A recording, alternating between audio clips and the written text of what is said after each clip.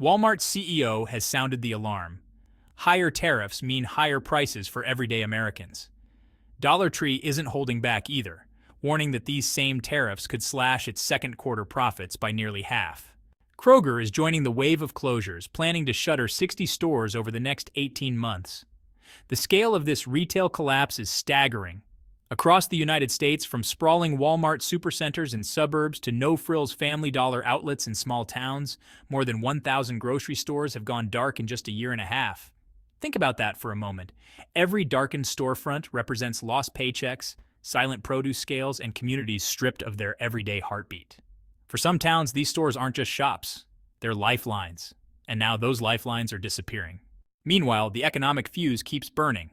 New tariffs, ranging from 25 to 50%, have just been applied to imported fruits, packaging steel, and even basic household goods.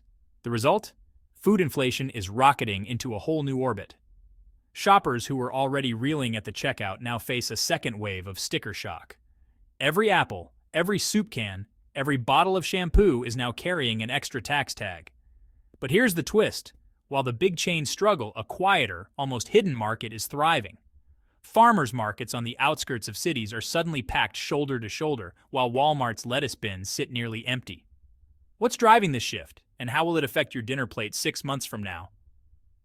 Stick around, because the answer involves not just policy, but the actions of 5 powerful players who are quietly shaping the U.S. grocery landscape. Now let's zoom in on Walmart. Even the retail giant isn't immune. Earlier this year, at least 10 Walmart locations across 8 states announced closures slated for 2025. The company cited poor performance, but this is more than a routine downsizing. It's a warning sign that something bigger is at play. By mid-May, Walmart's CFO, John Rainey, went on WJXT with a stark warning. Prices for bananas, avocados, and coffee imported from Mexico, Costa Rica, and Peru are set to climb once the new tariffs hit. This wasn't vague corporate spin. On May 15th, Al Jazeera reported Walmart's plan to raise prices by the end of the month, explicitly linking the hikes to Trump-era tariffs. And here's the real shocker. These aren't luxury items. They're daily essentials for millions of low-income shoppers.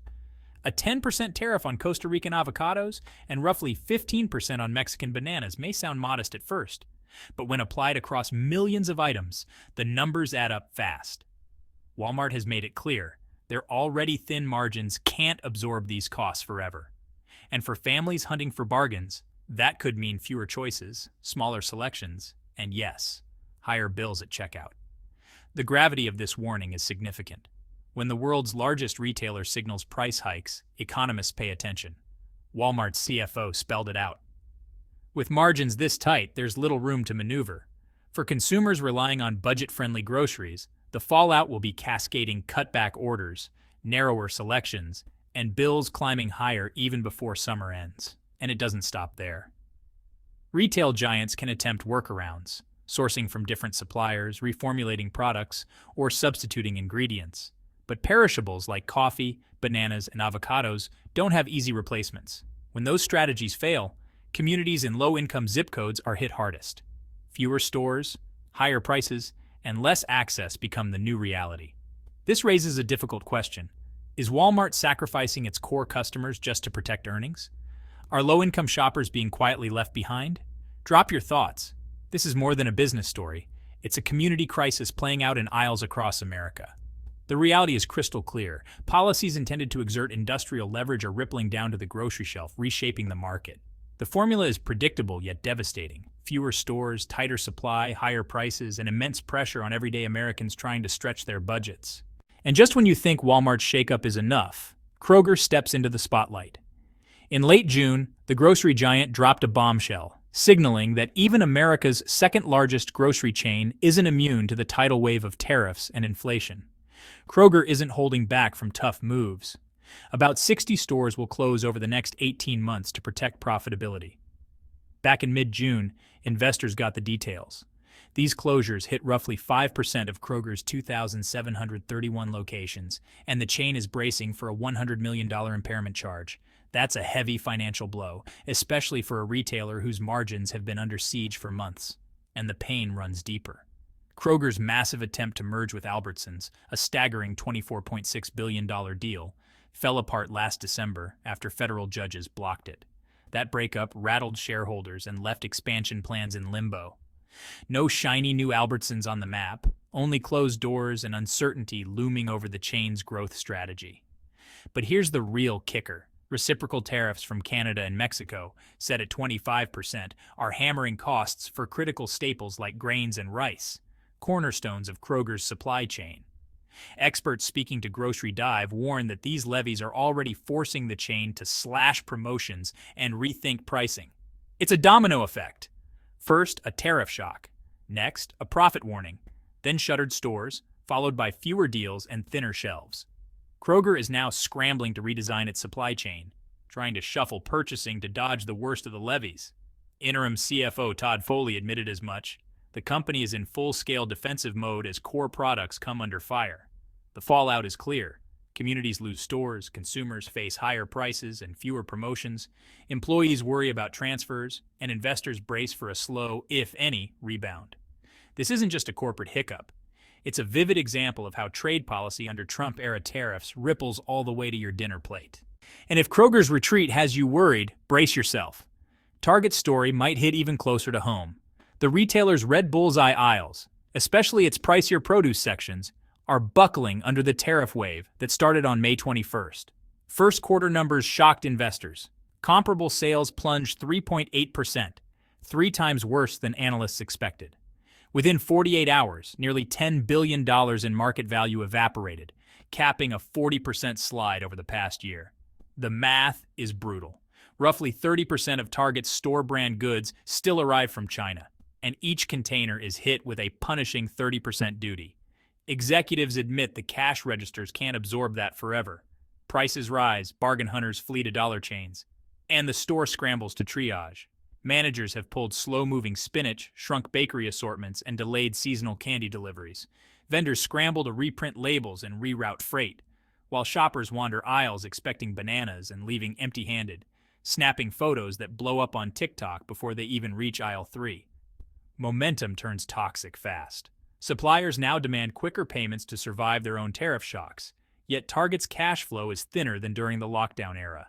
CEO Brian Cornell warns that price hikes are a last resort, but every dockside invoice inches the company closer to that point.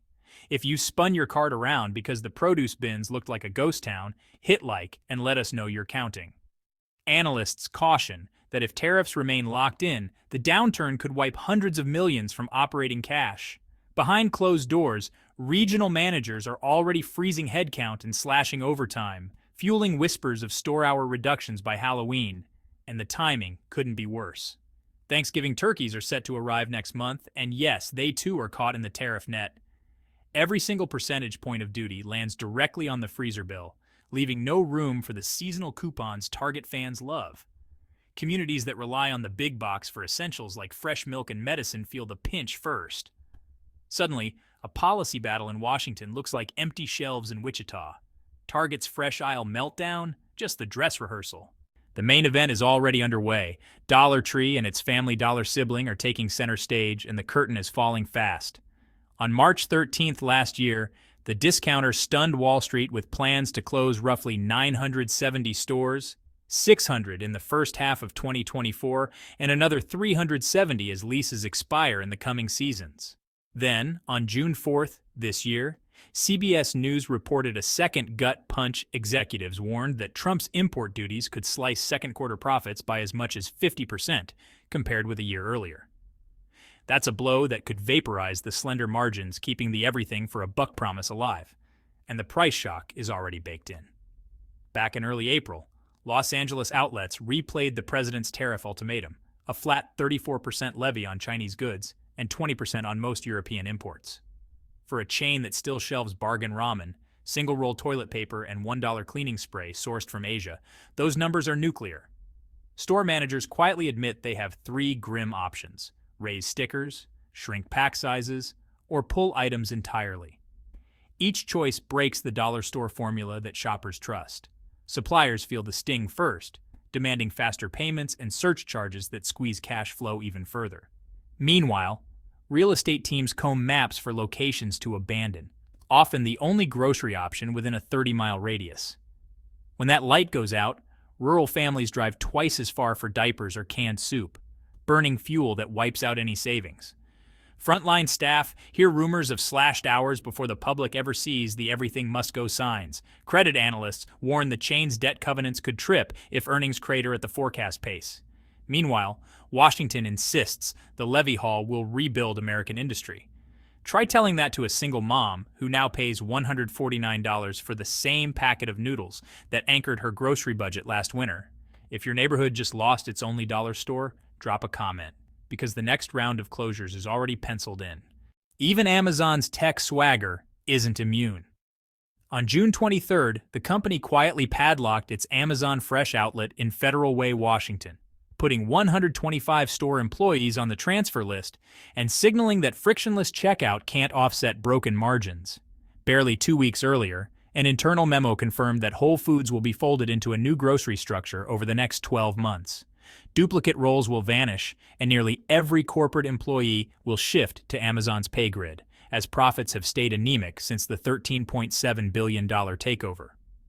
The memo pegged Amazon's grocery market share at 1.4%, Whole Foods at 1.6%, tiny slices compared with Walmart's 21%. Then comes the cost bomb everyone feared. In late January, Reuters calculated that 2/3 of U.S. vegetable imports and half of its fruit and nut supply still cross the southern border. Trump's 25% levy on Mexican and Canadian produce, live since February 1st, lands like a surcharge on every avocado Amazon rushes into its same-day network. Analysts warned that every percentage point of duty feeds directly into fulfillment fees because chilled trucks can't slow down to hunt for cheaper freight. Put it all together, a single fresh closure here, a wholesale reorg there, and a tariff that bloats every lettuce crate in between. Overnight delivery loses its shine when the cost to land a carton of strawberries exceeds the cost to grow it. Amazon can merge org charts and slash headcount, but it cannot hack reality. Tariffs turn algorithms into ballast. If your Prime cart suddenly shows a surge charge on bananas, you're seeing the math that forced 125 employees out the door and jammed Whole Foods into an austerity playbook. Drop a comment. Did the everyday low data promise just crumble at your doorstep? Sticker shock has moved from aisle 5 to the White House. Walmart is trimming stores. Kroger is freezing expansion. Target's fresh counters sit half empty. Dollar Tree tears down its everything for a buck sign. Even Amazon, the algorithm king, can't code its way around a tariff surcharge. One policy wave has turned checkout lanes into fault lines that split communities, jobs, and household budgets. Every extra cent of duty on bananas, rice, or ramen ricochets through logistics and lands squarely on your dinner plate. Yet the promise of shielding American industry still hangs in the air, daring critics to call it a mirage. Over the next 12 months, the Oval Office faces a crossroads: lower the tariff wall to cool grocery inflation, or double down and accept a landscape dotted with food deserts. Either path will redraw the map of retail power and rewrite the price of breakfast. So what happens first? A sudden rollback that drops avocado prices by Thanksgiving? Or a new levy that leaves more neon store closing banners flapping in January? You tell us. Tap the comments if you think easing tariffs is the only way to rescue wallets, or if holding the line is worth a pricier pantry. This debate won't end in Washington. It ends where every family decides whether to skip the orange juice or swipe the card one more time.